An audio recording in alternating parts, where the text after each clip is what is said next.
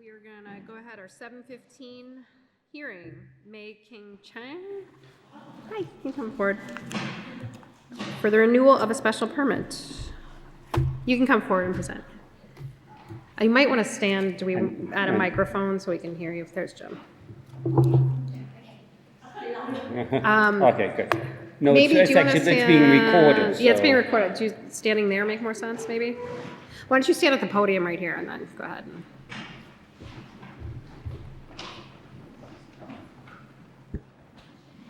Hello? Hello? I think that we can hear you, right? Hello? It's okay? Hello? Yeah. Hello? We're just gonna knock out some of the early ones for you before you got here.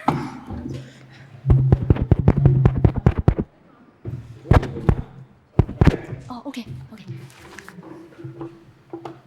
I'm here for renew every 5 years for the relief parking requirement for 794 M Street.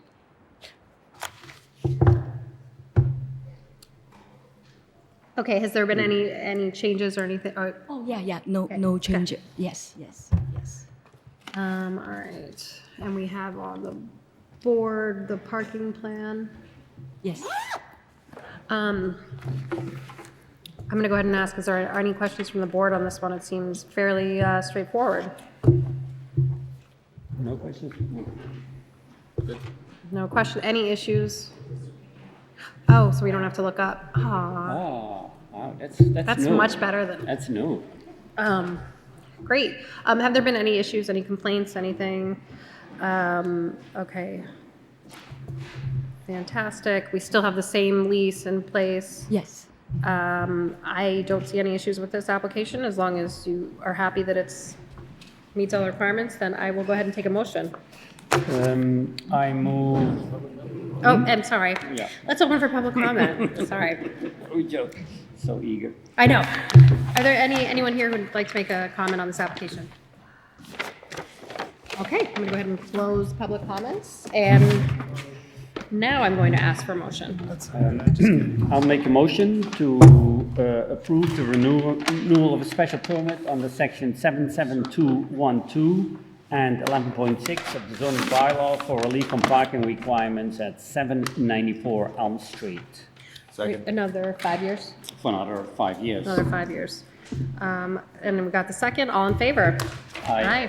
Thank you. Thank you. Thank you. Thank you. Welcome. I'll give you this. Second to pack. It is 7:21, so we can go ahead with the second hearing. Andrew Bonzagli for a special permit. Hello.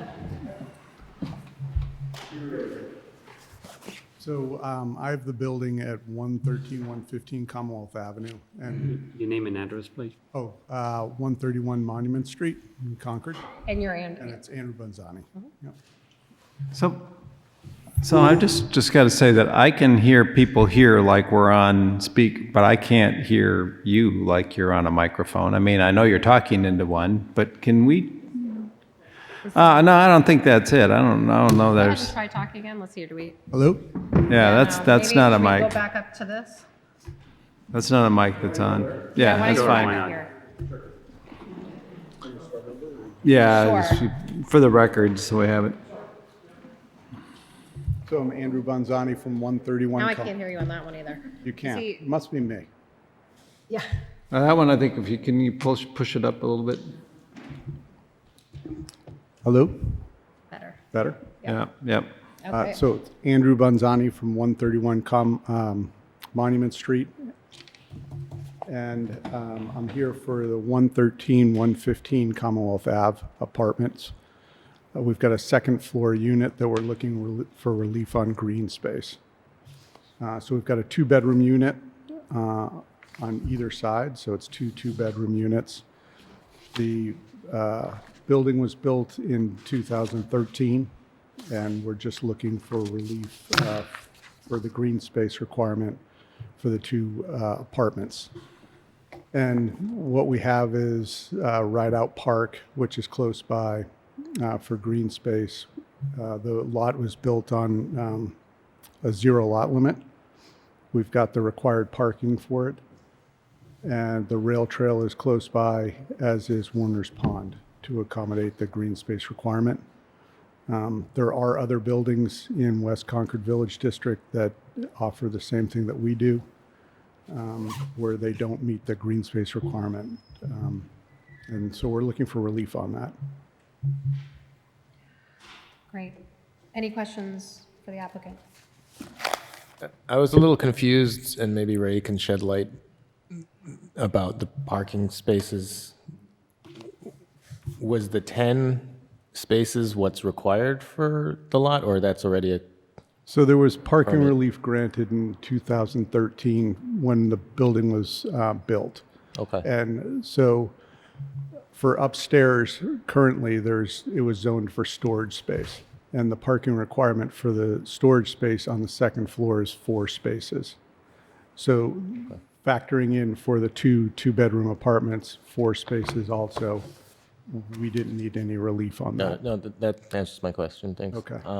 And second question, the open space portion of the bylaw mentions rooftop gardens, and I know we're going with no open space here, but did you consider if there's any possibility to put anything on the roof? There just isn't, other than utility access for the second floor, there's really no other access for the rooftop from the second floor. I see, okay. Is this the first time we're seeing one of these? It is, right? Because this, when did this change go into effect? This allowing us to waive this?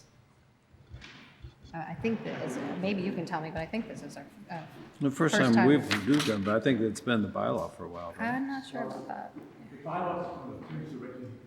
Use your mic, use a mic, if it works.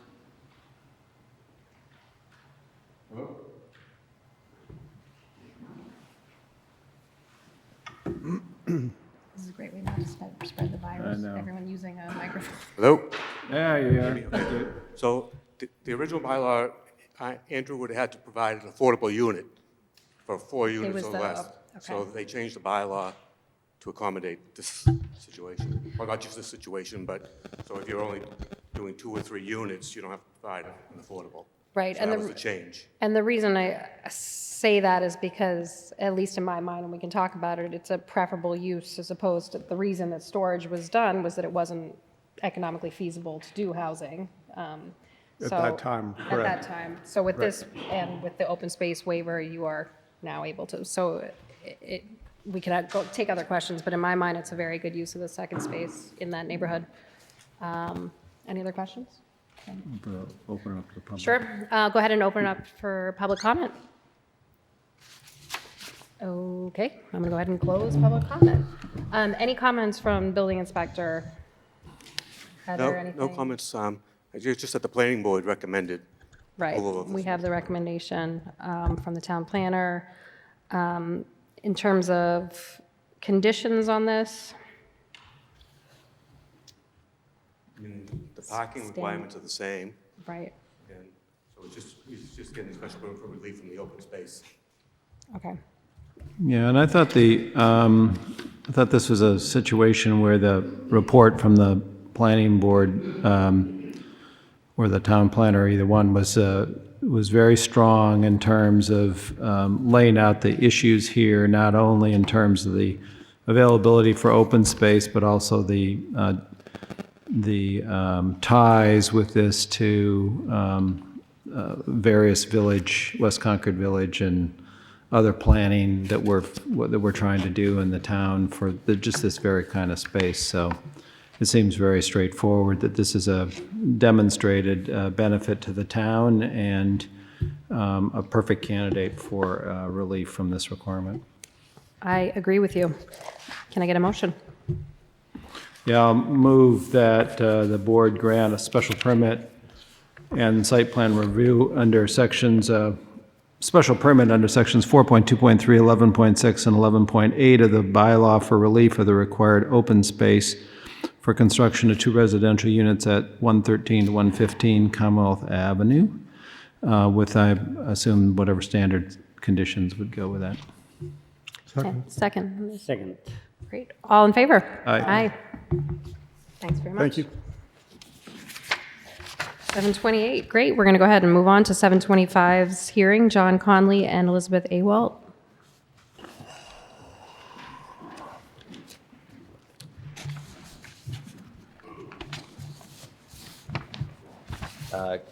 Can you hear me?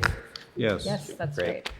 Good evening. My name is Paul Kirchner from Stamsky McNary. I'm here on behalf of the applicants. So this project came before you a few months ago. I'm sure many of you remember. Molly Obendorf prepared this application and was here for that last meeting. Unfortunately, she couldn't be here tonight. But the project largely remains the same, at least in its intent. Of course, that's why it's an amendment. But we went before Natural Resources, and they wanted some changes. Naturally, this is a fairly sensitive site. It's just wetlands all over the place. So previously, there was a deck proposed within 50 feet of the bordering vegetated wetland, and Natural Resources asked if we could try to get that out of there. So the applicants have chosen to move forward by removing the deck that was previously proposed and instead compensating for that lost workspace by changing the building layout. So the existing structure is only 2.6 feet away from the right-of-way, where 40 feet is required, so it's obviously quite close.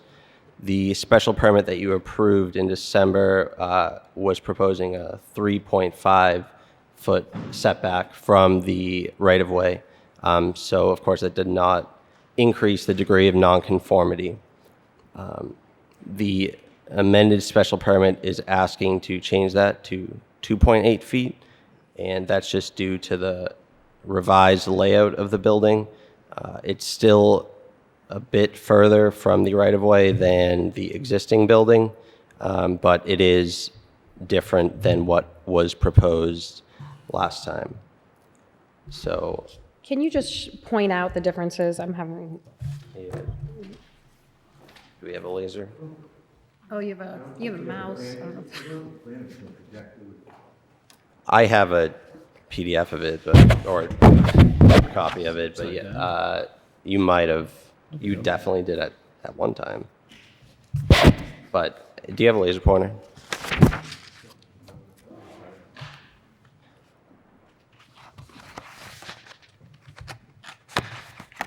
So there used to be a deck at this end of the house, Yeah.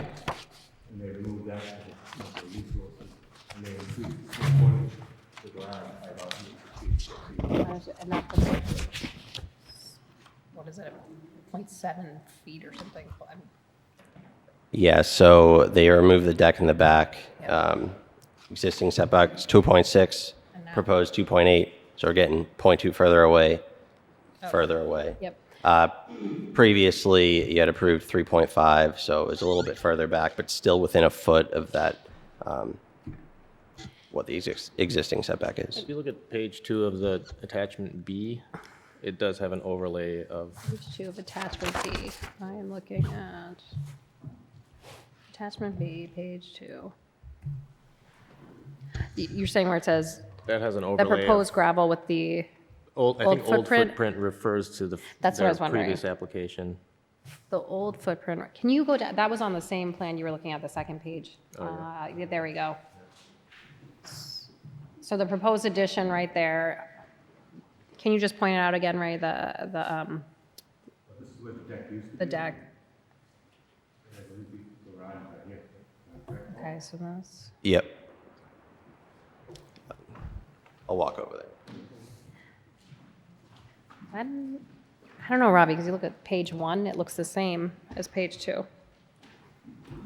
Oh, So the See? existing Yeah. garage, this is Yeah, the that's the outline same. right here. Yep. Previously, they were just gonna remove this whole thing and rebuild a little bit, so this corner was actually more over here. Like this one. Now they wanna make this space a little bit larger. Essentially, the footprint is just shifted up a bit on this end because they won't have any more. The deck is what we Okay. Where are you with the natural resources now?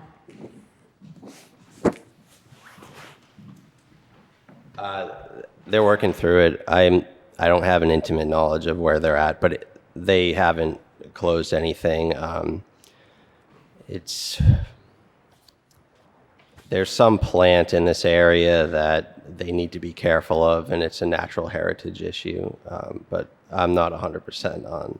So is there a potential you're going to be back here again for?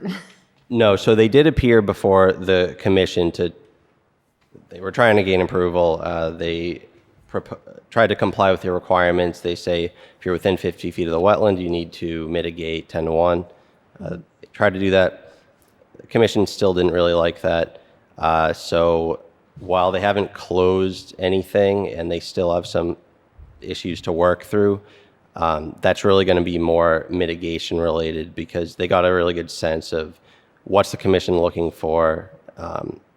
We wouldn't have requested an amended special permit if we didn't feel confident that we were going to satisfy them, at least with the building layout. Got it. Okay, that makes sense. Any questions or comments from the board? No, none. Okay, go ahead and open it up for public comment. All right, closing public comment. If there's no further discussion, I will, seems pretty straightforward to me. If Natural Resources is happier with this, I don't think it makes a huge impact from our point of view, but I will take a motion. So I'm going to move that we amend the special permit granted to John Conley and Elizabeth Awalt under section 7.1.3 and 11.6 of the zoning bylaw for the demolition of a portion of existing garage and the construction of a 1,358 square foot addition on non-conforming structure at 396 Great Meadows Road, noting that the revised plans continue to, as did the original application, to be less non-conforming than the original lot with respect to the setback, original house with respect to the setback. Second. All in favor? Aye. All right. Thank you. Cool. All right, we are at 7:35, so where did I put my, go ahead and move on to 7:30, Symes Development and Permitting. Now for the phone. Maybe. Hello. Do. Do you have anything you want to present? I know you received town council's, oh, sorry, I was just wondering whether you would like to present first or whether we want to go through town council's opinions first. I don't think that's necessary. We've been given a copy of it, and I'll likely reference it. Great. Sure, go ahead. Thank you. As the board is aware... Oh, sorry, can you just introduce yourself? I'm sorry. Brad Latham, attorney for the applicant. Thanks. As the board is aware, we've gone through a long process, as the town bylaw requires, for the planned residential development. With the planning board, they've engaged in consultants. Been a lot of testimony. The public's been able to participate. It's gone on for over a year. What is before you now is the result of that distillation process, which we think is a good product. A couple of changes have been made since the planning board report was submitted to you, and Rich Harrington went through that with you in an earlier session. As a result of that, we have no additional information to provide. Our request is if the board would close the public hearing as to the portion dealing with the special permit for the planned residential development. I ask that so that the other two relief requested could stay open, because if in fact this board grants the special permit for the PRD, then we want to discuss further the things of the earth removal as well as the height variance.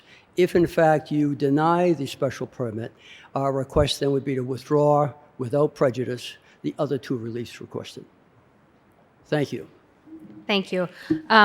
Well, I'm glad you said it, because that's kind of what I was going to put before the board. Clearly, we've gotten some guidance from town council, and we have these three things to look at: the earth removal, the PRD special permit, and the variance. And I agree, and I'd like your opinions, that we should probably move on to looking at the actual PRD, understanding that the height issue, waiver versus variance, is still on the table as is the earth removal. But I agree that we should kind of get into the substance of the special permit. Do people agree with that? Good with me. All right. Just as we're getting into this PRD, looking back at 10.1, where I'm sure you've all read this, but the purposes of the planned residential development, allowing an alternative pattern of residential land development, intended to encourage conservation of open space, providing mixture and diversity of housing types, you know, all of these things. I just kind of, I think we should start by kind of talking about those points and what people think. So I am ready to listen right now. So we still have the public hearing going on, right? Do we have to close the, Well, I don't know if we could close, I mean, we can listen, we can keep it open, we can listen to what people have to say, or we can talk within ourselves. I guess I'm interested in talking within ourselves first, and then I'm happy to open it to public comment. But I know we never spoke within ourselves about the actual, really in much detail about the actual plan. So I think what I've heard and what I agree with, and from a butters and from a planning point of view, that a PRD is preferential here to a subdivision. Whether we think that the public amenities of the park and how it's laid out is worthy of the getting this permit, I think that's what we need to discuss. Clearly, a park is a nice amenity.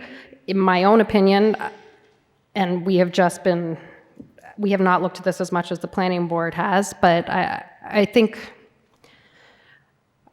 guess I am not opposed at all to the PRD. I think there are some things that could be changed a little bit that would make me happier.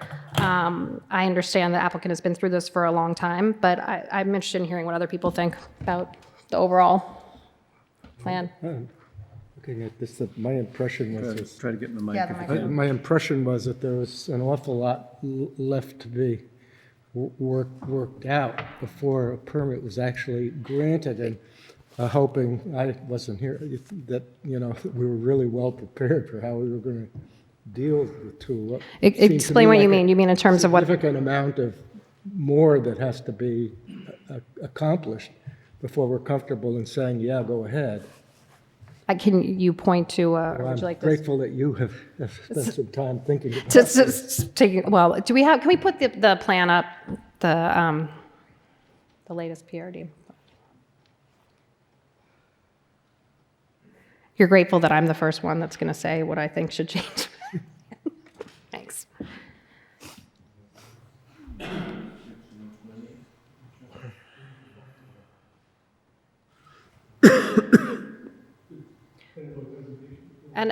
And Jim, as you mentioned, we are in a situation also where the planning board has made some requests, and so there is a lot on the table going back and forth. Let's see it.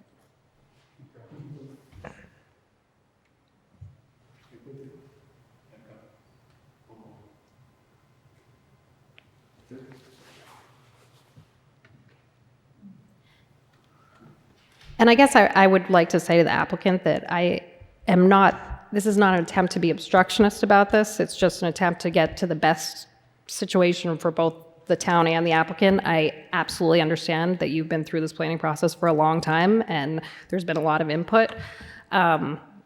Unfortunately, or fortunately, how you look at it, we're the final review here. I think that looking at this plan, my immediate reaction is great that we have this park. It would be better if we didn't have those two houses on the side of the park. It would be better if that were an entire open area. And I'm going to start with that. Any comments? Yeah, I guess I'm also hesitant to grant anything that the planning board hasn't recommended. So I kind of focused on the requested modifications. You know, the green space corridor, I think, has been taken care of, and thank you to the applicant for that. I have a question about the fossil fuel tie-ins. I know that you've represented that you will no longer be putting in the infrastructure, in that there won't be a gas main going into the development. You've asked that people be allowed to choose to have a propane tank.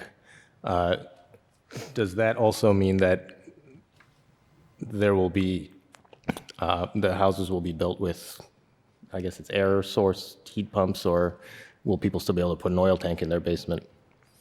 We requested the propane for cooking in fireplaces only. So there won't be any other fossil fuel alternative for heating or anything like And that? we also stated that the cooking and fireplaces would be an option. It wouldn't be a standard for people that wanted gas cooking. Would go out as a standard as electric fireplaces and electric cooking. Some folks will not buy without gas cooking. Yeah, okay. So, you know, to me, that does feel like the applicant has moved towards what the planning board was asking for. You know, if people want to add a propane tank to their house, I find it hard for us to say they can't. And that sort of leaves the first item, which is a little bit confusingly worded as reducing impervious coverage. But my reading of the spirit of that is the planning board, maybe they were trying to express this, maybe they weren't, and maybe I'm trying to express this, was looking for some smaller housing options perhaps, or some more affordable housing options. There was also some commentary about the impact on the town's affordable housing goals. And so that's the area where I'm struggling a little bit with what housing options is this giving the town that allow people a smaller place to live or allow people to afford to buy these homes. And that's where, for me, there might still be a little gray area where we're working. Yeah, I want to chime in. I want to chime in on that because when I read this zoning bylaw, how I make the interpretation is that this is really providing a developer, an applicant, to do something special, to do something that's out of the box. It's on, and you know, and that this plan is not that. And don't get me wrong here, because I think because of all the iterations it has gone through, all the input it has had, it's a compromise, and you've been negotiating this whole process with giving somebody something while not upsetting somebody else at the same time. And in the end, you get to this plan, and it's a compromise, and seldom compromises are a good thing. It satisfies everybody, but it's not, typically it's not something special. And that's what I find in this plan. That being said, so as a compromise, I think, you know, you going through this zoning bylaw, I think kind of, yep, we did this. And, you know, there is some items on this plan that you mentioned smaller housing options. Losing the affordable unit, I thought was a big one. But as I said, it's a compromise, and I think it checks all the boxes. And is it a good plan? Honestly, and again, don't get me wrong, I don't think so, because it's just too much of a compromise. Well, you raise a point, though, and this, I know it's on the table that this is going to go, that the planning board's eventually just going to grant these permits themselves and not go to us, but here it is in front of us. It's discretionary. Is it our job just to say it meets the letter of the law and we're fine with it, or is it our job to say we have another look at this? And in my opinion, we're trying to get to a good outcome for the town. That's really what we're trying to do, and it's really, in my opinion, it's really a negotiation at this point of what makes sense for both parties. I'm not as comfortable as you guys are with just saying, yep, check, check, check. I think this gives us an opportunity to say, all right, we get it. You guys don't want to put a lot more time into this. I get that. I get that you can just build a subdivision, but we're here, and maybe we can just have a discussion that would get us closer to where we're, maybe you'll be less happy, but we'll be a little happier, I just want to. Sorry, go ahead. When I was reading this letter, I was trying to figure out if we were going to issue a special permit tonight, what in the world it would say in terms of what has to be done in order to, for it to be considered a permit, whether you could actually really write a good permit at this point, based on, to me, what seemed to me to be a lot of sort of not completely worked out requirements and how you would state it. Well, maybe this you is, would I have mean, that. I guess, this is the plan that's on the table from the applicant, and we could say, yes, we grant a special permit to build this. Well, we'd have to consider the variance or the height waiver and the earth removal separately. Well, it's just But exactly how you would word it. I was trying to figure out.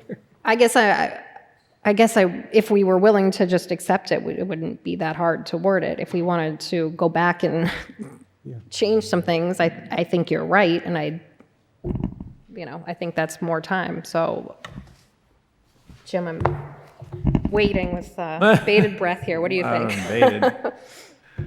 I mean, I think that you've really made a good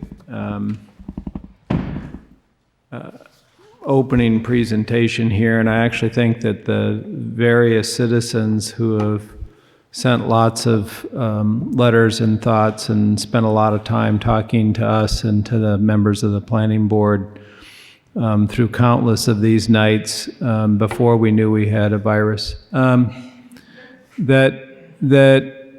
I think that it is a plan that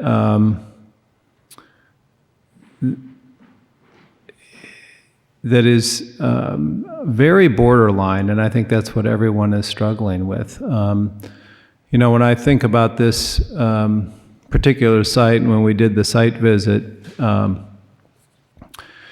it is unique. It has always been a unique section of Main Street in West Concord to have essentially that open land right on the street, sort of unique, with the two houses, quite distant from that or up on the hill.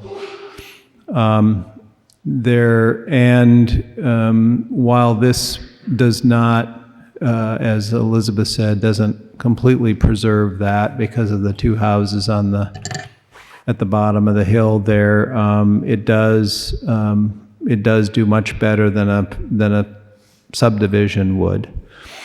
It is a plan which has taken a lot of pains to try to satisfy various constituencies, including Center Village, and others in terms of heights of houses and where they're located. And we're going to get into this issue if we approve the PRD because of the issues surrounding both the height issue and the removal of earth, which are kind of almost one and the same because some of the measurement problems happen because of the removal of earth.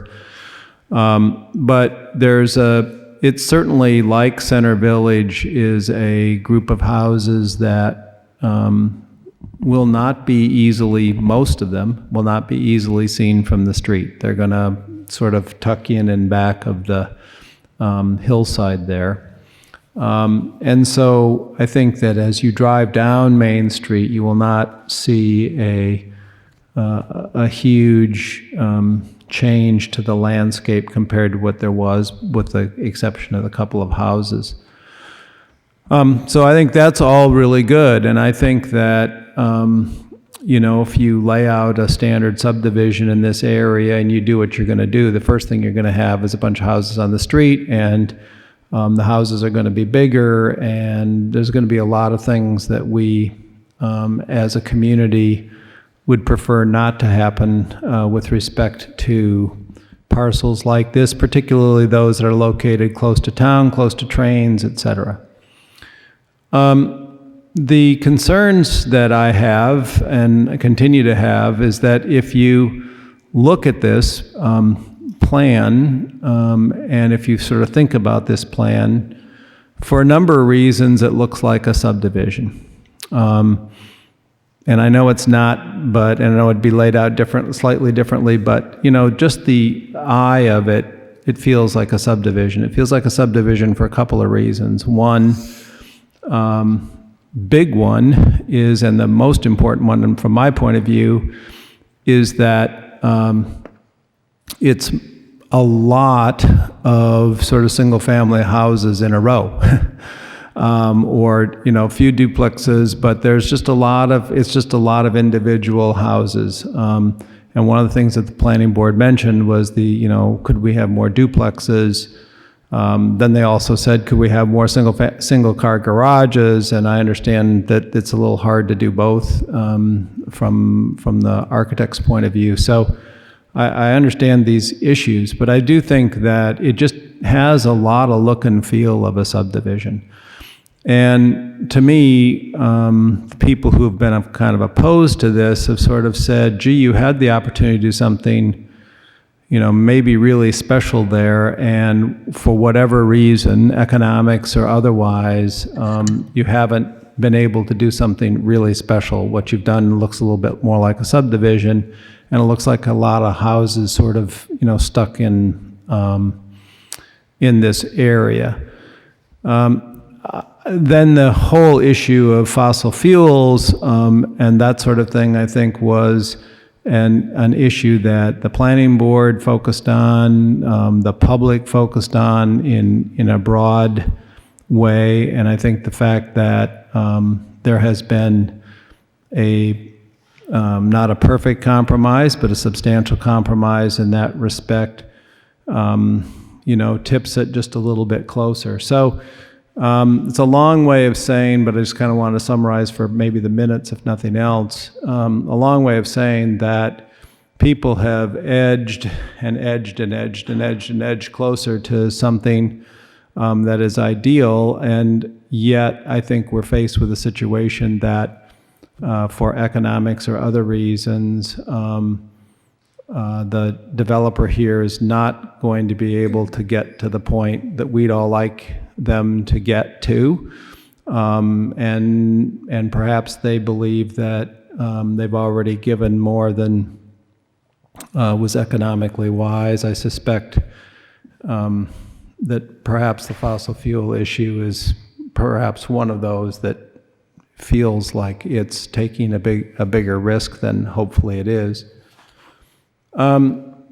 And so that's I think the dilemma, and I think that it's very hard here, because I do believe that when I listen to what the public was saying, that there were the people who were supporting this were supporting it because they really were afraid of losing the benefits they had been able to get from this over a subdivision. The people who were most adamantly opposed to it were adamantly opposed to it because of the fossil fuel issue, in my judgment, and first, and secondly, because they feared that it just didn't do enough for this very nice area. And I think it's left me with a feeling very much on the edge, I'm still anxious, I think, to hear the last words of the public and from the developer, but I just think for all of this time, it still feels like a very tough decision. Probably, I feel like the people that were standing in line for some of the recent Democratic primaries and saying, well, I'm glad I have 3 hours to stand here because I still don't know who I'm going to vote for. I think that's, it feels that way. I don't think there's a terrible decision here, but I just don't think there's a great decision here. Yeah, and I think, every time I drive past this, which has been more and more recently, as I've been thinking about it, I keep thinking, are we going to watch this go up and think, why did we do that? And why did we approve this thing? And in a simplistic terms, I think it kind of, that's how it feels to me. Yeah, I just want to clarify one thing. I said it checks all the boxes, but I wasn't Sorry. So it checks all the boxes, but I wasn't like check, check, check. It was like I've been very hesitant on this as well, but I do indeed. You're not saying. I'm not saying like here we are and Yeah, I want to make sure that that people understand that there's a bit more hesitancy than there is, but I do believe that it sort of meets the letter of the law, if you will. You know, But indeed, it's not, and it, I think goes in line a little bit with Jim's explanation that it's not a great choice, but yeah, it's a choice we had.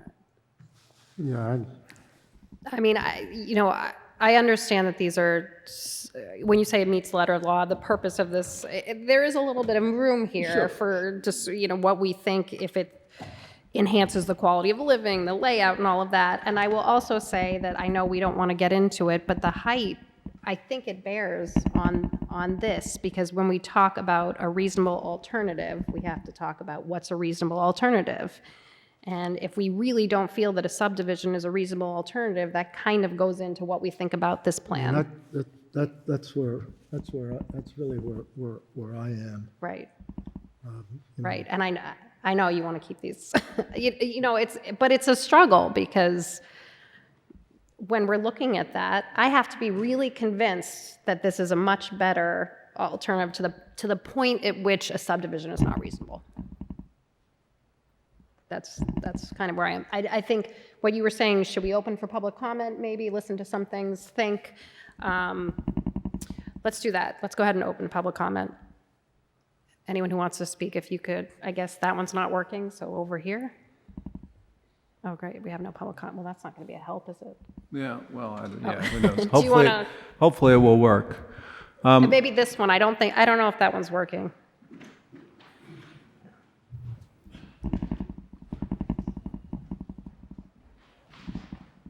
Scott Richardson, 260 Elsinore Street. I think I agree with what you said. This is borderline. And the planning board looked at it for a long time, and there were multiple presentations by the developer, and the community was really engaged. And the planning board said, look, here is the compromise. Here's what we want. And none of the people I hung out with were happy with it, but we understood what the planning board was saying about the no fossil fuel tie-ins. We understand why they wanted the 10 to 20 foot corridor at the back, right? Which in the developer, we knew the developer was going to use 10 foot, right? We knew they would do 10 feet. But that was that was the offer of the planning board. I don't understand why they get another bite at the apple on the compromise here to trade that off, right? We lost the affordable unit to get some other things, to get a couple trees saved on the front and to reconfigure the work. So please hold the line at least on what the planning board came up with, because that was considered for multiple years, and the ground was given, with all due respect, grudgingly by the developer, and whenever they gave something in response to the planning board, they took something else away, literally. That's why it's taken so long. That's why it's been so long, because it's been so grudgingly. This is a legacy decision. This is going to shape that part of West Concord for the rest of our lives, literally. And if it takes another 3 or 4 months of thinking it through, of them throwing it up in the air and coming back with something that everyone says, wow, we are so glad we have this in our community, I think we should do that. Thanks. Thank you.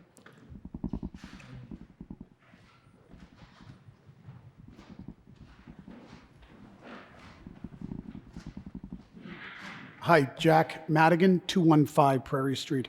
I would like to just mirror some of the points that he was making, Scott was making.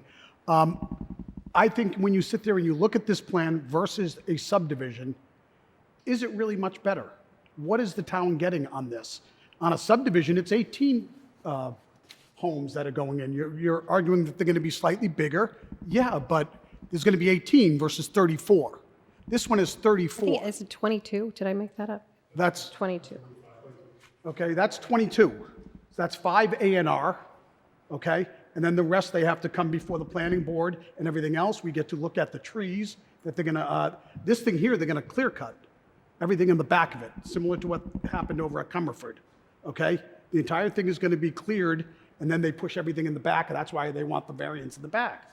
I mean, is it really going to be worth it? Right now, we have this nice wooded parcel. I understand it's going to be developed, but we're going from that to no trees, basically, and a clear cutting, and then all these homes. They say we're not going to be able to see the homes, but we're not going to be able to see the trees either, because all the trees are going to be gone. So, I mean, I really think you got to be considering whether this plan, the way it is better than a subdivision of 18 homes, where they're not going to be able to get away with clear cutting everything, because after the first 5 A&R, they have to go through and get property approvals for each of them. Okay, and then we have the tree bylaw that is in place, which goes on the side of the property. So I just, please hold the line, and, you know, I don't know how they're going to get past that variance that they were looking to get approval anyways after the town council weighed in. But appreciate your time. Thank you. Thank you. I mean, I guess my fear just would be is if we turn this down, you're probably not going to get somebody else to come in and offer something that's significantly considered more desirable. Well, That's what I worry about. okay, sorry, we have one. I guess I would say that Sorry, there could is you say a- your name and address? Ellen Quacken was 206 Prairie Street, and I would say Riverwalk in terms of a better development. We've been here a long time. You know, the neighbors are tired, the developer is tired. I think we're all tired of kind of like thinking, how long is this going to go? I would say personally, that if a subdivision goes in, that I think the neighbors will fight every single house that goes in, every tree bylaw, and it's going to go on and on and on. And poor Faye is not going to get her money for a very long time, so I kind of wonder about that. And I would say strongly to CBA that the planning board was, I think, very thoughtful about the contingencies that they put on the development, and I think there shouldn't be a compromise for those. I think there should be not even propane for developers. We have a Envision 2030 that is saying that we as a town should be all electric. Why? Because our light board can get very low carbon footprint. This is our town. This is what we want. And I really think that we shouldn't compromise because developers think that folks who are going to move in town want propane or gas stoves or gas anything. If you want to move in Concord, you have to understand, in my humble opinion, what we want as a town. And I would say, please consider what the planning board developed and recommended after 18 months of study and, I mean, contentious hearings from abutters and also those folks who were farther away. I just would say that you shouldn't compromise on that. Thank you. Thank you. Any other comments? Jim? I'd just like to ask check with the building inspector here. It was a long time ago that I was on the planning board. When you lay out a subdivision under the subdivision bylaw, my understanding is you're laying out a road. You're laying out a road and you're laying out lots, and those lots have to maintain a certain specified frontage on that road, and they have to be a certain size. 10,000 square feet, And 80 feet of frontage. and 10,000 square feet, 80 feet of frontage, and that's what you're doing. And what somebody puts on that lot in terms of a house is dictated by the setbacks and the anti-mansionization FAR. Because presumably all of these would be put in a way that would be all conforming lots. So there would not be sort of any comeback in terms of what the house looks like. Whether trees, within the property, I think it's pretty limited in terms of what the tree bylaw would do with respect to Individual lots like that? individual lots. It regulates trees on the lots. We haven't had a subdivision through since we've had the tree bylaw. I'm not sure. I think I would probably ask for town council's opinion in regards to the trees being cut to put the roads in. But the tree bylaw today is for the trees in the setbacks of the lots. In the setbacks of the lots, The right. lots, right. Not where the houses are. Right. So, I mean, I would just say that I think it's, I think that it is probably not appropriate to say that it's a house-by-house thing necessarily, and I think that there are issues about what could be there. The second thing I would say, and I really appreciate these 3 presentations, and I know you guys have been at it a long time, but it is important to me to hear those arguments again, because I think that's what we're trying to go through here.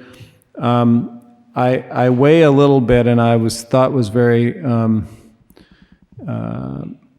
all 3 of you talked about the planning board's recommendation and whether that should be followed.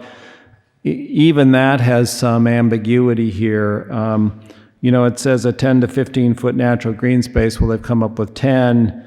It says the use of only electric utilities with no fossil fuel tie-ins or utilities. Well, there's really no fossil fuel utilities, and there's no really fossil fuel tie-ins in terms of reading that anymore. Incorporation of one-car garages, I think they've actually tried to do. Inclusion of more duplex units and triplex units, that has not been done really. Overall reduction in the amount of impervious coverage, I think that's more of a gray area. Smaller unit square footage, some of these are pretty small, some of them are not. So even within the planning board's recommendation, I think it's the thing that you can read into it, and the applicant can think they've done a pretty good job of meeting those requirements, and neighbors can say we haven't done a pretty good job of meeting those requirements. So, and maybe this whole thing falls apart when we get to the height restrictions and other sorts of things. But again, I'm still struggling. I still feel like this has a lot of I think Mr. Madigan was thoughtful about the fact that this 22 houses versus 34 houses, one way or the other, it's a subdivision, perhaps, or it's got a subdivision feel to it, and so maybe fewer big houses is better than more smaller houses. It's very tough. Yep. Thanks. We'll keep going. Go ahead. Nancy Kerr, 25 Upland Road. I am concerned about the lack of pervious surface, and I think the more houses and driveways, the less we have of, I don't know if their driveways are going to be the kind with the I don't know what you call them, like cobblestone that the water can still go through, but that would be something to think about. And I agree. I think it looks like a subdivision. It looks like ticky-tacky little houses, and I would like to see more combined units. I would like to see less units. And I think, contrary to what we're imagining, I think you will see all those houses because there won't be any trees in the way. So you will see all those houses when you walk by there. Okay. Thank you.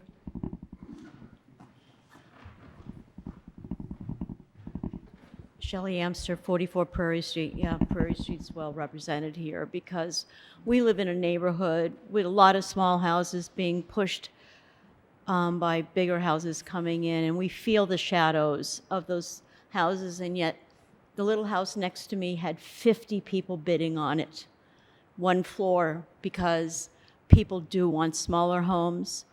A whole bunch of us over 65 would like to find a home that we could downsize and be on one floor because we can't do stairs. And no one has even thought about us.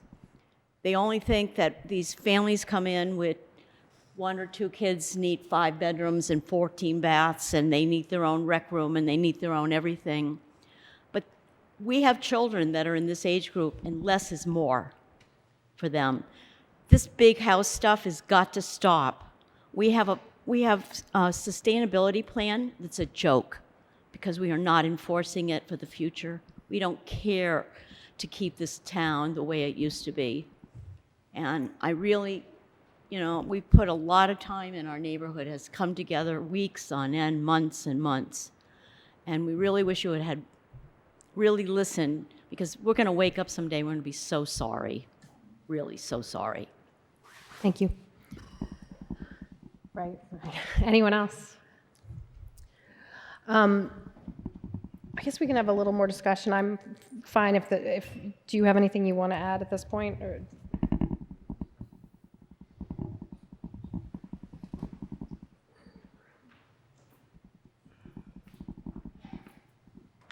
So I don't envy your position, and I appreciate your courtesy. I think you put it very eloquently, Mrs. Smith, when you talked about the concessions that we made for Center Village, the concessions we made for the smaller units, the concessions that we made for the one-car garages, and the concessions that we made for the no fossil fuels. Those are dramatic economic impacts on the project. And we did, despite what you heard in this presentation, are all the adaptations that we've made since we started. We originally started with 36 units, and as a reminder to the board, the minimum of zoning is 35. We went to 36 to put an affordable in. And with those 36 units, we're at 2,500 to 2,900 square feet, all two-car garages, all nice and marketable, nice and saleable. Got a lot of pushback. We were asked to reduce into some smaller units, so the next plan that came in, the first plan had 1 triplex, 10 duplexes, and 13 singles. So the next plan, they asked us to take the triplex out. So in December of 18, we came back in and they asked us to put in some smaller units, so we put in 6 units under 2,000 square feet, all with first floor master bedroom, all single floor living. In order to accommodate that, we went to 10 duplexes and 26 singles. Then we got pushed on the one-car garages because all of these units were all two-car garages. So in March of 2019, we came back and we reduced to 9 duplexes, 13 one-car garages. So we took 13 units and reduced them down to 1 car, all because we weren't accommodating. Well, we were accommodating. And we went to 7 unit styles, tremendous unit diversity. Frankly, Gary, begins with a K, was the chairman. Thank you. Said to us at that meeting, you've done a good job, you've met what we've asked for, and we went to a definitive plan at that time. We came back, we got some push to move some of the units out on Main Street and make the park larger. So when you came in, there were 2 units to the right of that street. So we enlarged the park and we reduced 2 units. Yes, one of the units we reduced was the affordable because we just couldn't economically afford to take out 2 market rate units. So we've made tremendous concessions along the way. When the recommendations came in, the public hearing was closed. We couldn't comment on it. I was shocked. I don't consider them recommendations, I consider them poison pills. They asked for a triplex that we took out. They asked for more additional smaller units that we had already agreed to. They asked for more one-car garages that we already agreed to. Those weren't recommendations. So you're in a difficult place, and we respect that, but I need you to understand where we're coming from. We're just done. The last thing we did is we agreed to the no fossil fuel. I have an opinion sitting in here. That's an illegal ask, but we did it anyways. City of Cambridge actually City Council in Cambridge actually turned down the town meeting because they said you need a home rule amendment for that. And it's under appeal right now with the AG's office. But we didn't care, we tried to accommodate. One of the problems we've had is the audience and some planning board members have been mixing the master plan with zoning. As you know, the master plan and the Vision 2030 are goals. So, you know, the no fossil fuels, the one-car garages, those aren't in your zoning. Those are in the master plan, but yet we still try to accommodate. The problem is we have no more room left. I needed to explain this all to you because I didn't want to be arrogant. I didn't want to be hard about it. It's just we have no more room left. You know, we're at the point right now where I was yelled at, president of the company is here, I don't run the company. Do the conventional, it's better. It's better for us. That's where we're at, and we just have no room to move. Okay? Thank you. Thank you. Can I ask, I'd like to ask two questions, if you could, just because I want to see them. One is, if we can, I mean, I understand that they've not, did they apply for a subdivision? No, they just put a. They filed. So can I just see that subdivision plan for, quickly, if we have it? I thought it was in one of those presentations. And this. That's actually an old one. We filed a new one 2 weeks ago, but that's close. This one shows 21 lots. The one that we filed shows 22 lots. We also got, we got an endorsed A&R plan at the planning board about 3 weeks ago.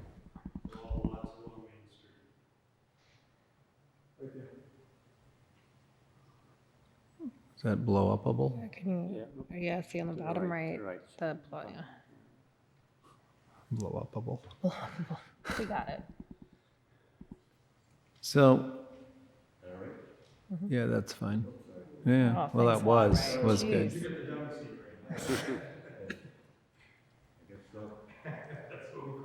Oh, no, I think you want to go. You gotta wait. Yeah, we'll get there. There we are.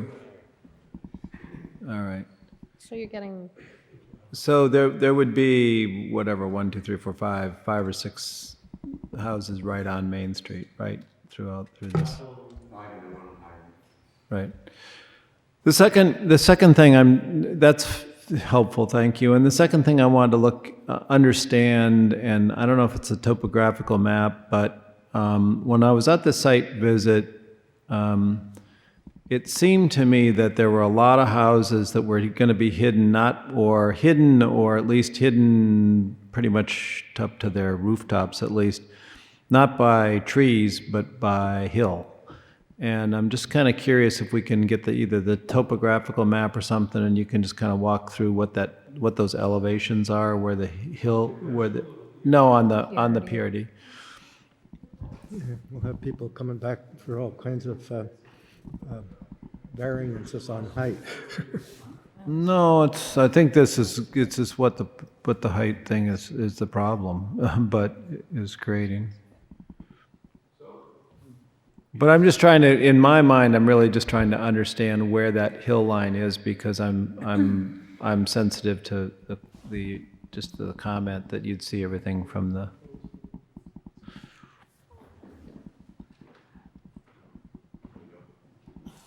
so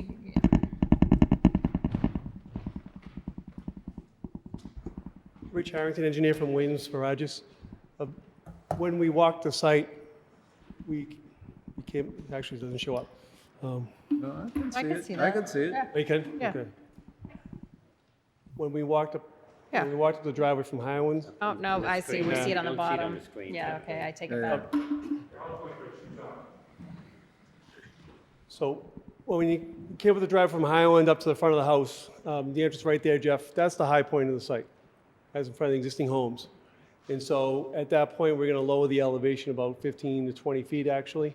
And then as we drop down to the left and the right, you're dropping down about 134 to 140 in that area. So you're about 26 feet lower than Main Street pavement. So when your feet are on the ground and the sidewalk, that's 26 feet lower. 26. Roughly. I have a cul-de-sac, 4 kids. You drive down, go around the circle twice, you're back in the driveway board. 26 years in town as Concord, being groomed in many planning boards. This has a loop system for the ages, grandkids, grandparents. You can walk around, you're going to bump into people. So with the fill, down the left-hand side is the cut. Everything in the front is level, and then down the back is 134 to 125. So you're down about 50 feet in the back. Thank you. All right, so this is helpful. I mean, we understand what we're getting in return for the PRD versus a subdivision. You're getting the park in front, and the part in the middle, which in my opinion is really not so much a benefit to the entire town, it's to those houses, but it is what it is. It's more open space.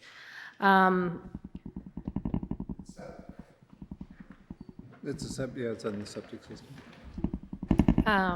Right.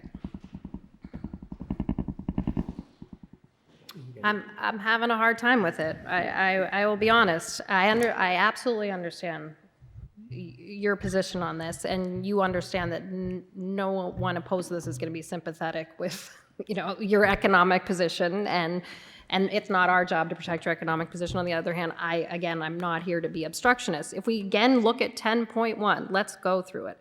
It is intended, PRD, intended to encourage the conservation of open space while at the same time providing for a mixture and diversity of housing types in the town. We could argue that this is not doing that if we take the planning board. I will argue that this does that. Okay. By smaller homes, one-car garage, et cetera. If this were developed as a subdivision, I think we'd get big colonials, 2, 3-car garage homes on these lots, big single-family homes, which these lots and homes will for large part look like that, but indeed, as we said, there is some single-floor living mass down in these. So again, as I said earlier, to me, this check the box. It's not like this really brings big diversity, but it sort of checks the box for me. Right, for you. And again, then this is how we see we're in a hard position, because then if you want to look at the planning board recommendation, they're saying, no, it doesn't. So, right. and, okay, so let's just keep going through this, because. I compare this, the variety that this plan would bring. I compare that to what the subdivision plan would bring. Yep, okay. Not necessarily to the rest of the town. Exactly, and the planning board is saying within itself, if there's not enough diversity, and and so again, there we are. We've got some issues there. Let's see. Diversity has at a somewhat greater dwelling unit densities than is otherwise permitted without a significant increase in townwide population density. Okay, I think we're okay there. In a PRD, dwelling units should be constructed in appropriate clusters that are harmonious with neighborhood development and will not detract from the ecological and visual qualities of the area. The overall site design and amenities should enhance the quality of living for the residents of the development and immediate neighborhood and the town in general. Attention shall be given as to whether the proposed site design, development, layout, number, type, and design of housing constitute a suitable development of the neighborhood within which it is to be located. If I were going to be brutal about it, I'd say you're destroying the land, and you're completely altering the land, and the town's getting this little piece of land that are people going to use it, and is it worth the trade-off? I will tell you, my initial reaction was no, it wasn't. And does the subdivision bug me that much more? No.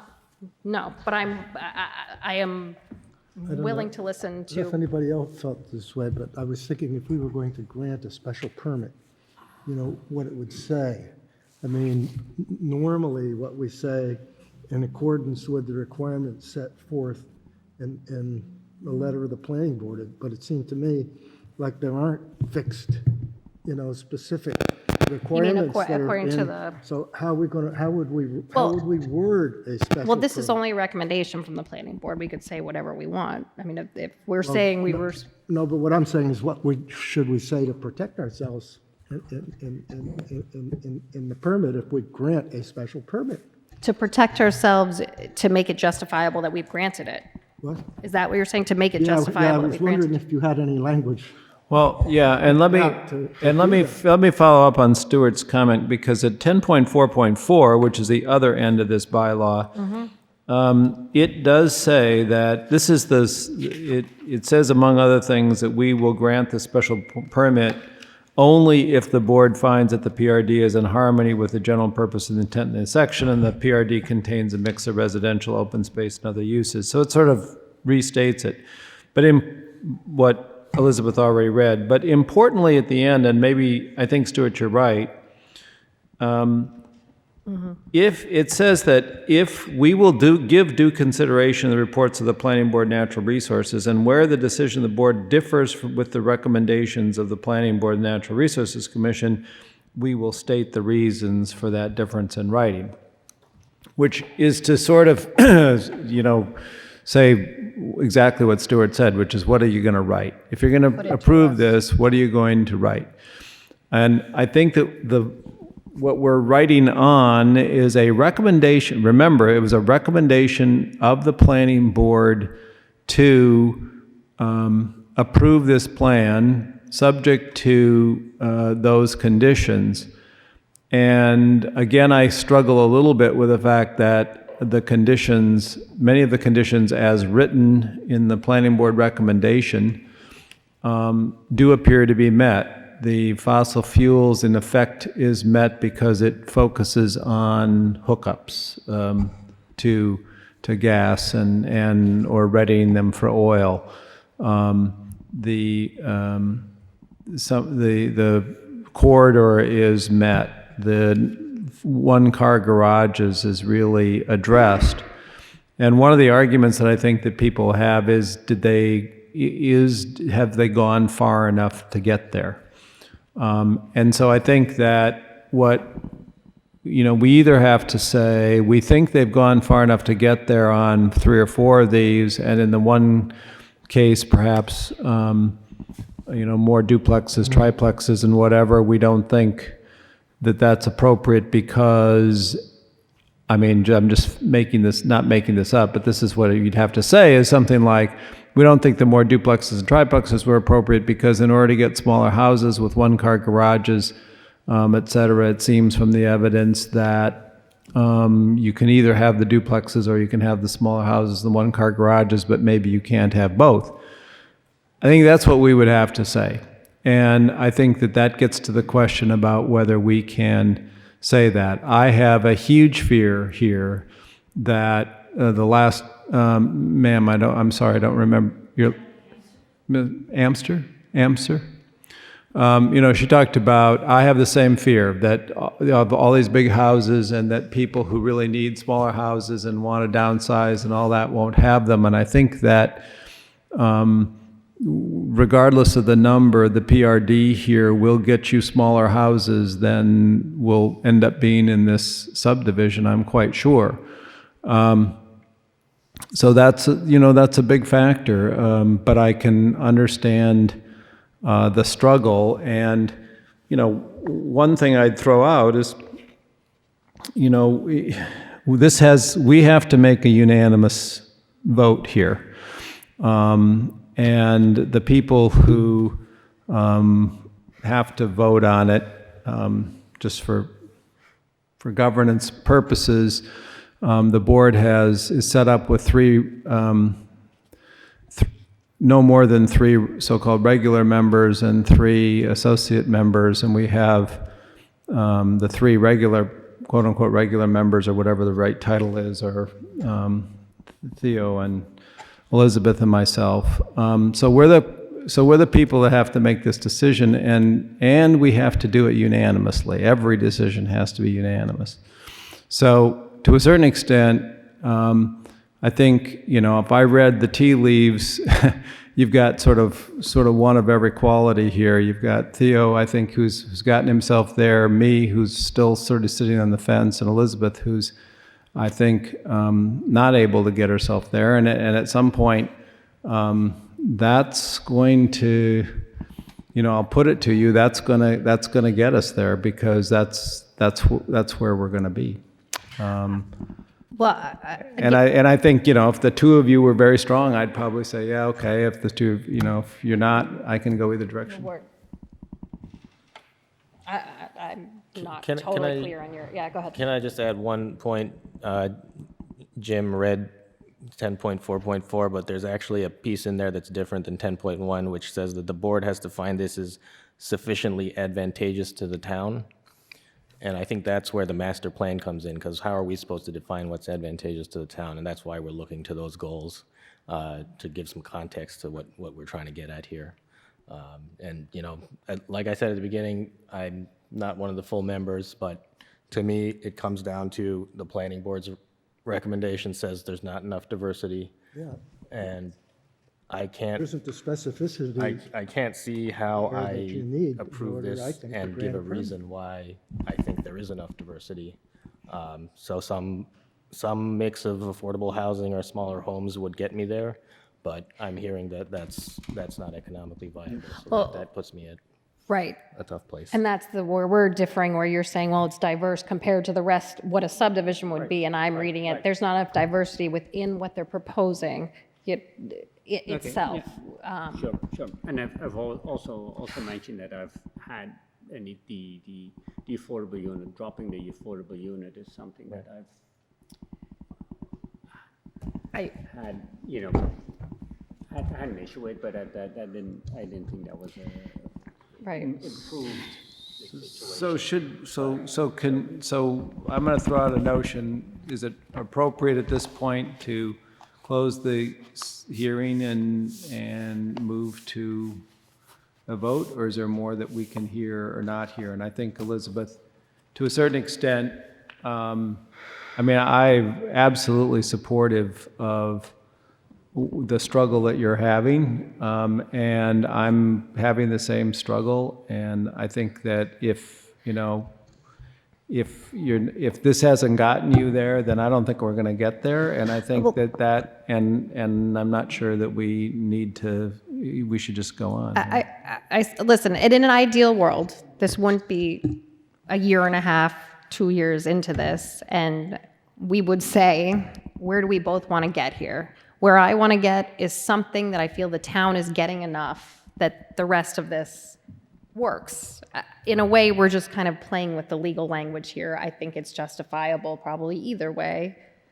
However, it is discretionary, and if I looked at this plan and I said, man, that's a great park, or man, that is really something that is worth the trade-off, I'm having a hard time with it right now. And again, I think our job is to look out for the town's interests.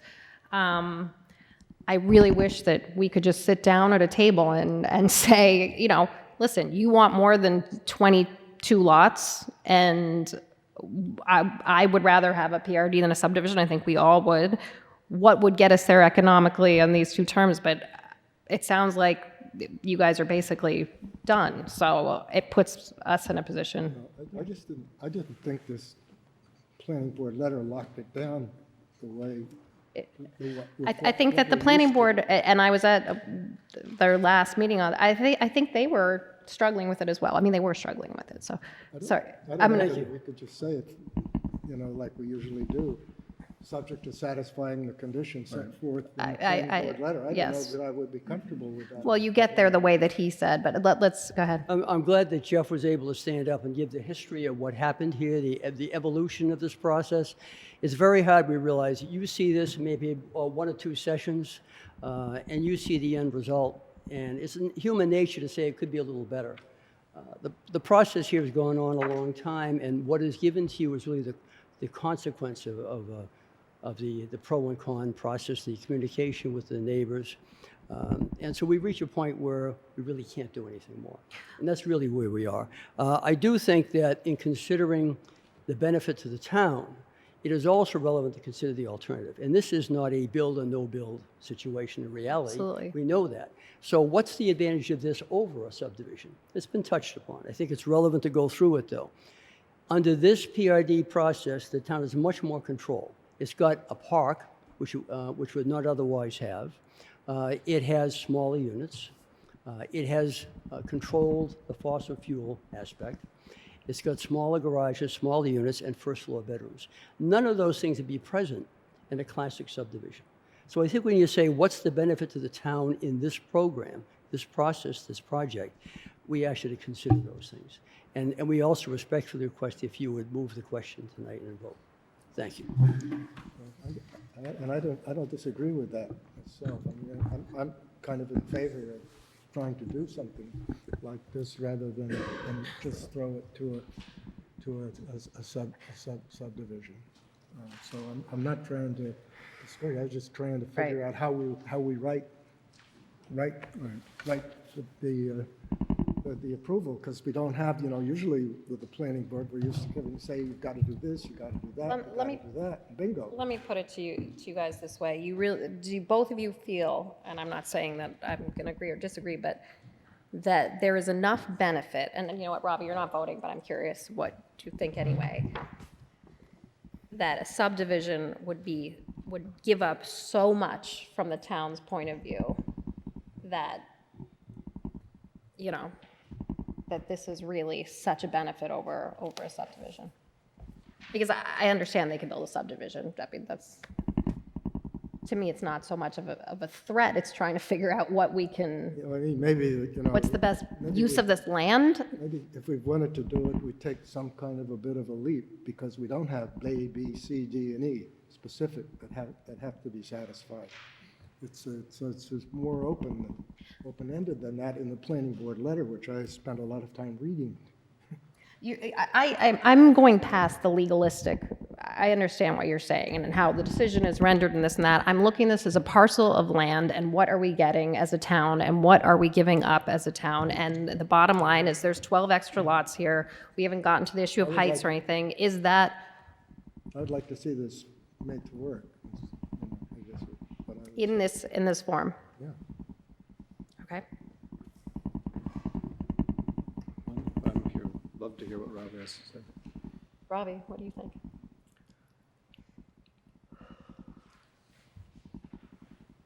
I think there's just as many $1 million plus houses going up in this plan as there would be in the subdivision. And maybe we're adding a few smaller homes on top of that, but that just means, more density in that space. You don't have to vote. I know I don't have to but vote, but that's where I am. Okay. And I'm not adverse to density. You're not adverse to the density. To you, the density is... Well, that's the point, right? Is Want it- the is density for the PRD. is that the subdivision would be... That's a benefit to me. That it's a... It's a denser. That it's denser, but you think that what we're getting in terms of... is worth it for the density. Considering the alternative.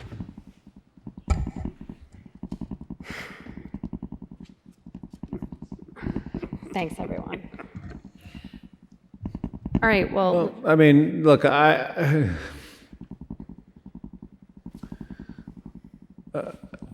don't live there now, but I used to live in West Concord, and I did so for 30-something years. And I walked through this area a lot, and I ran through this area even more. I had running routes here that would literally hit every single street in West Concord. So I got to keep track of all of you folks who live over there, and how you were improving your houses, or what was going on with your kids or whatever. I think that something that Ravi just said has maybe tipped me toward the balance of not being in favor of this, and that is the fact that you probably have a number of, sort of the same number of larger homes going in this, or around the same number, and then some additional smaller houses.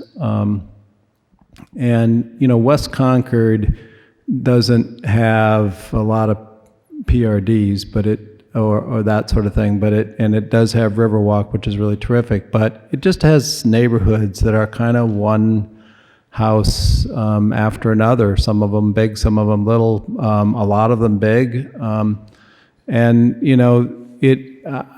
would say that a subdivision isn't the worst thing. I mean, because that's what West Concord is. It's a series of subdivisions, which are kind of laid out in that way. So from a character point of view, perhaps I'm more worried about feeling like there's just too many things jammed into this spot than the few smaller houses you might get. Although I think smaller houses, honestly, smaller houses are incredibly economic. I happen to live in a planned residential development that's over 30 years old, and everybody, nobody has any problem selling those houses when they're leaving them, that's for sure.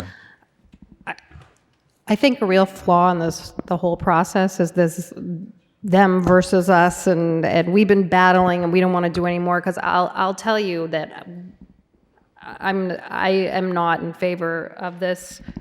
I'm not far off from it. And if there were willingness to kind of say, so I feel like I'm being put in a box, really. And this is, if it's take it or leave it, I guess I'm still at the leave it. And I am not opposed to PRD. I'm not opposed to more density, but this one doesn't get me there. Yeah, I'm probably there too. So it's a shame, because I think that if we had all sat at a table, again, procedurally, and said, what is the best use of this land? We could have gotten something economically viable and better than 22 units for you and better for the town. So procedurally, A, we'd have to close the public hearing. Yes. B, we need to vote. C, I think at least, I don't think you're going to take it, but I think that if you thought we were going to vote no, we would at least generally offer Give you you the the option. option to withdraw, but I'm seeing lots of shaky heads over there. So. Okay. Excuse me, I'm sorry.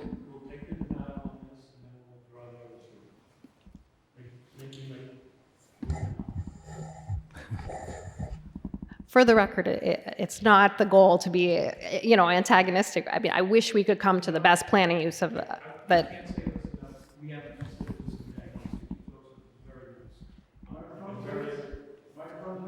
Oh, it's good because he's complimenting us, so I would like it to be at the microphone. Thank you. Go ahead. I appear before a lot of boards. This is the politest board I've ever been before, so I don't see anything as antagonistic. We appreciate your consideration and understand your position. Thank you very much. Appreciate that, and we appreciate all the work you've done. I'm going to go ahead and close the public hearing. I'm going to go ahead and ask for a motion. Okay, I'd move that we, where's the heck's this? Can I borrow this? Sure. I move that in the matter of Sims Development and Permitting LLC for a variance and special permit and site plan review under Section 7.5, Section 10, Section 11.6, and 11.7, the planning of the zoning bylaw for 34-unit planning development project, PRD, that in acting on, solely on the special permit required under Section 10 for a planned residential development, that we deny the permit. All in favor? So moved. So, all right. All in favor? Aye. Aye. So that's a unanimous. Thank you.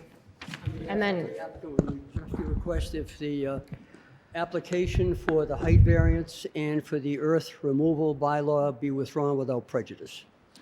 do we have to do anything? So I think we have to move it, yeah. So I'd move that we accept the applicant's request to withdraw those two. Second. All in favor? Aye. Aye. Thank you. All right. Okay, life in the big city. Jim? I thought you'd like that opinion. Oh, Foley, look at that. Ah, that's funny. Thank you. I didn't want to bring it up, but I thought you enjoyed it. Thank you. Yeah, okay, take care. All right. 7:35. Hi. Hi, everyone. Moving on to the Concord Country Club. Oh, you had to sit through everything. Any way we could grant them a special permit tonight, period, because there's too much open-ended in the planning board letter. Hello. Hello. For the record, my name is Paul Kirshner from Stamps Game Canary, representing the applicants, the Concord Country Club. So the proposed project is for the construction of an irrigation pond. As you may or may not know, work already started. It was we an know. oversight. Yeah. I'm sure. It was an oversight. So I am not really up here to talk about that. It's more what the plans are. So they did clear the area. They want to build an irrigation pond. Can we bring that up on the... Sorry. Come on. What, are we putting you to sleep? Jeez. So currently they irrigate their course with groundwater. They have a series of wells that provides it. It's all approved through state permits. The quantity that these wells can provide is adequate. It's really during the drier months, they can't get it there when they want it as fast as they want it. So they want to provide a reserve so they can have a more regular irrigation schedule. I'm not the irrigation designer, but as far as I understand it, this will actually help them be, they won't use as much because they'll be able to use it more intelligently. But I'm not really going to go into that since I am not the designer there. The reason we are before you is there's going to need to be substantial earth removal in order to get this done. It's a large area. It's about 3 acres. Quite a difference in grade between the high point and the low point of this work area. It's about 45 feet at its most extreme, right around there. So in order to cut out this pond and provide the 3.5 million gallons storage capacity that they're looking for, they need to cut down about 26 feet, 35 feet in some places. So if you are looking at the plan, Doesn't work. that's unfortunate. Oh, this is easy enough. It's really the right side of plan view is where the most substantial cut is proposed. On the left side of the plan, you can see the sort of serpentine shape. That's the berm. They're going to have to fill it in so that they can create the bowl. So when you're removing that much material, it's really unavoidable. You're going to have to truck some off-site. So in order to do this project, they have to do that. We did our earth removal calculations. We got about 50,000 cubic yards. Work already began. Conservative estimate of how much they've already removed is about 1,200.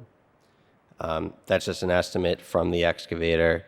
I say conservative because I was told it might have been less, but at this point, why bother using that number?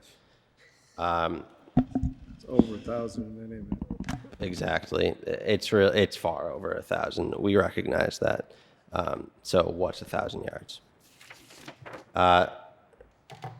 One of the things you have to take into consideration with these earth removal special permits is how is it changing the grade from a community standpoint. So we're not cutting the top off, so to say. In this area, the tee boxes are the high point. They're still going to be the high point. If you were to stand where the wetlands are along the left side of the page, they sort of curve around, and you're looking at this, it's still going to go up. It's a big hill. We're in the groundwater protection district, so we can't excavate within 4 feet of the high water table.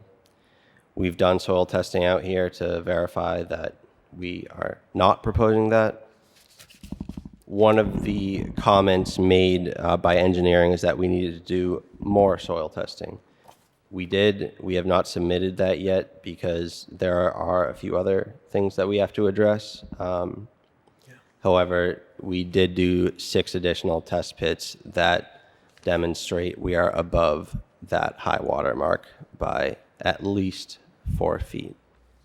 But as it pertains to the earth removal special permit, there really isn't a lot more to say than we want to take a lot of dirt out of there. Got it. So if you have any questions, I'd be happy to answer them. Okay, thank you. So we have a letter from Public Works, March 2nd, and we also have a letter or memo from Natural Resources. It seems to me that we are far away from you having answered all the questions from both of these boards, these groups. I would find it hard that we could not continue this until we have had, they've received more information, but Yeah, we talked about, should we just continue this out? We felt that it was advantageous to appear before you, so if there are any major holdups, we'd sort of be able to come back again and hopefully have all the answers. I don't know how the rest of the board feels, and I'm happy to listen, but it seems to me with all of these, what are there? I don't think I have that letter. Oh, there's 10 things, and, I mean, there's so much still outstanding. Right. I mean, I also, Sorry, go ahead. sorry, I also have a couple of requests while we're at it. Yes. I find, looking at this plan, there's a lot of grading going on. And that could be okay, but I would like to see a bit more visual presentation of that, whether you cut sections through it, or I think sections through it so that we can understand what's the current grade and what you're all going to do, and how that relates to its surrounding. I think would be important. That's what you say, yeah. Sorry, go ahead. Yeah, that's exactly. We're just murmuring in the background, sorry. So I think that would be important, but I also, you just mentioned the groundwater, that you need a special permit because you're in the groundwater protection district. I would like to understand how this would help the groundwater protection district. Because it sounds to me that you're gonna be extracting more water than you currently can. And obviously that is something, if you look at, the reason for the groundwater protection district to ensure the quality and quantity of the drinking water supply for the residents of Concord, I'd like somebody to address that. Yeah. So since we're holding greater than 4 feet above the historical high water table, we don't need any sort of special permit in the Groundwater Conservancy District. Really, that is to say, we are not removing any material that holds any of the water that is within the Groundwater Conservancy District. So we are not going to be affecting the actual physical storage capacity of the soil. As it pertains to the pumping, and 3.5 million gallons is a lot of water when it's right in front of you. But when it's in a sprinkler system being spread out over a golf course for 6+ months out of the year, you're not going to notice it. So yes, when you look at this, if this were to be full of water, it looks like a lot more than what you have to imagine. It's really a quantity greater than, it's going to be huge, but filling it up takes a lot of water, and it's a lot of water sitting there, but the actual daily pumping will be reduced because they will have that reserve. So during the summer months when it's dry, they'll be able to maintain a more regular schedule. Rather than really just, well, there's more water, we're getting more yield right now, so we're just going to pump it out. I'm, again, not the irrigation designer, so I can't comment too much on the actual function of that irrigation system, but that is my understanding, is really keeping it more regular helps to limit the water actually needed to irrigate the course. Well, I mean, again, I think we're so far away from Right. even having all the information here. Sure, but that Yeah. sort of, I'm not convinced by the answer, so I'd like a Okay, better, no, that's better helpful. answer on that. That's So- helpful to, Yeah, and I appreciate you coming and still trying to find out. You're obviously not here to get a permit. You're here to find out what else you're going to have to do to get a permit at some point.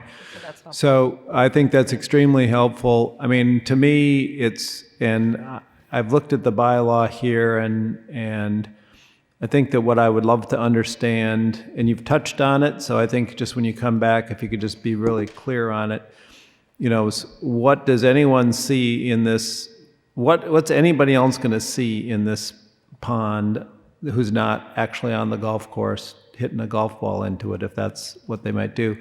But, you know, I think I understand neighbors, it's not going to really change their sight lines into this. So I think that's a positive, but I just want to confirm that. I want to be sure that Theo's questions are answered.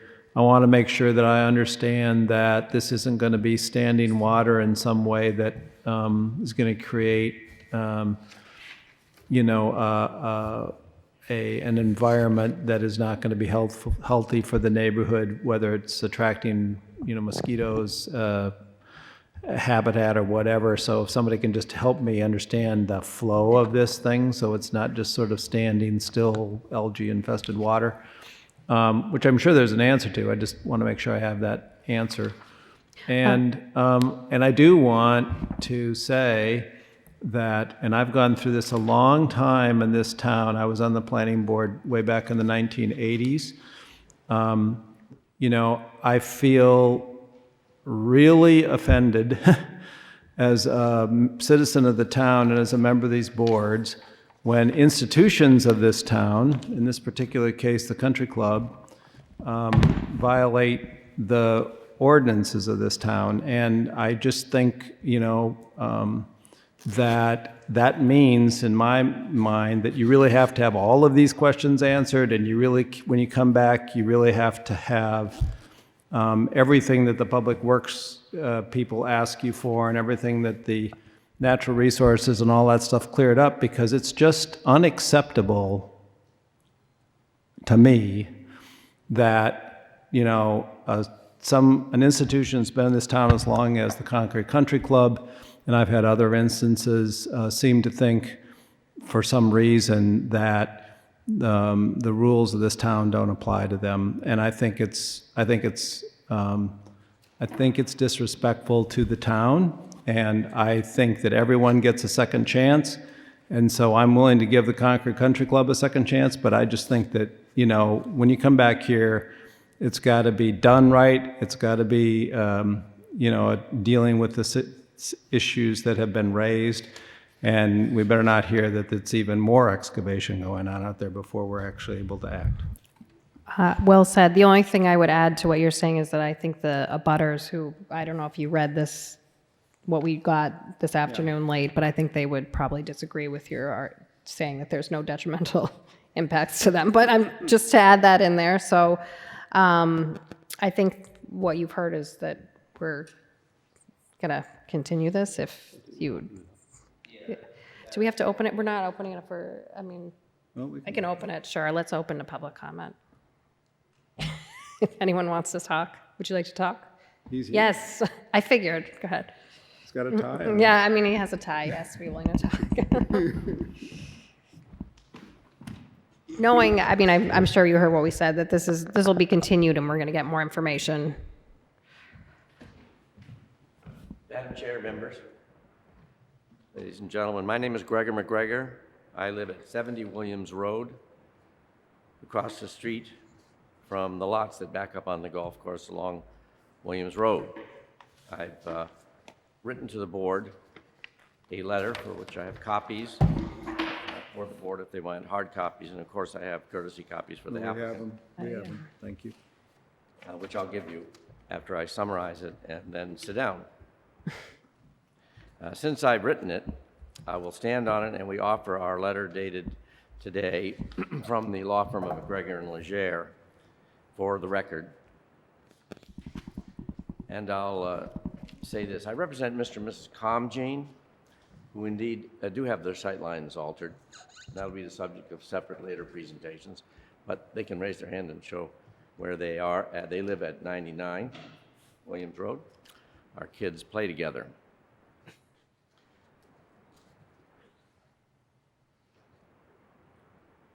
We seriously doubt whether this project can ever meet the requirements of your bylaw.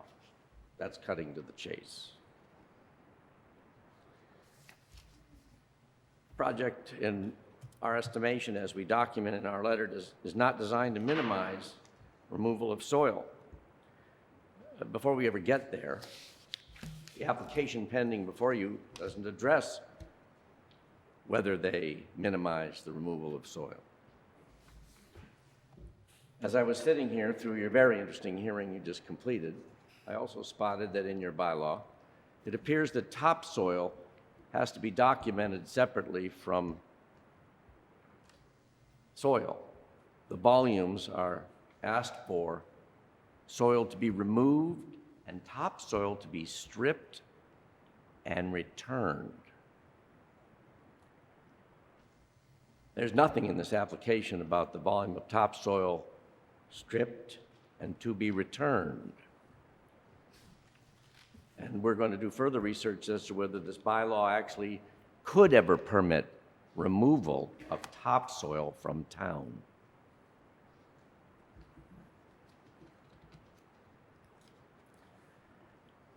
Secondly, the plan does not minimize changes in existing contours. There's a 50-foot wall on one side and a 30-foot wall on the other. And you're right, there's a lot of dirt being moved around.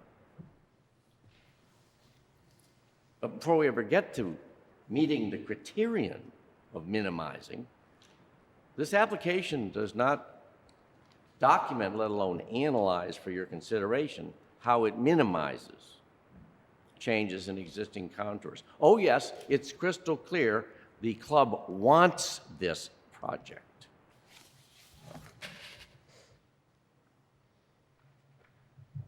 Thirdly, the effect of removing over 50,000 cubic yards of soil will be detrimental to the neighbors. Before we ever get to that, though, this application pending before you simply says they've got some way to make sure the trucks respect that these are rural roads. There's nothing in here, by the way, about having to get the input of the police chief on truck traffic and establish routes and truck sizes and precautions to safeguard the roads, not to mention avoid damaging the roads.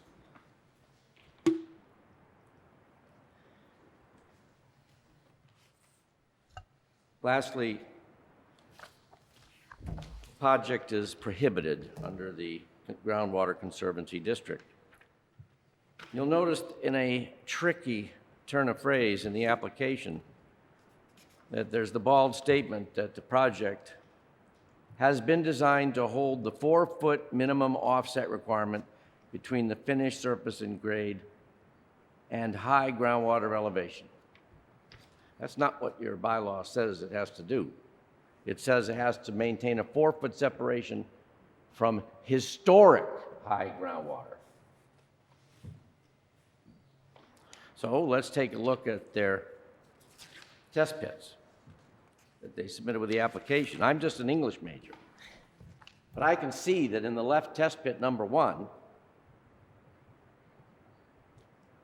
that they dug down and found types of soil. They did not encounter refusal. They found mottling observed at 46 inches. No groundwater observed, and then the last entry is estimated high water table 3'10". That's not 4 feet. So we think this project is unable to suit up for the game. Can't make it out of the starting gate. Not approved to run in a marathon. It's getting late, Mr. McGregor. And it will be, in the end, disapproved.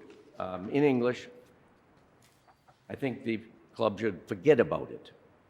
It's going to face massive opposition on the merits of the project under your own bylaw. In fact, the dual bylaws that apply here. Secondly, they're going to be fought on whether their submittals ever are adequate to meet just your informational requirements.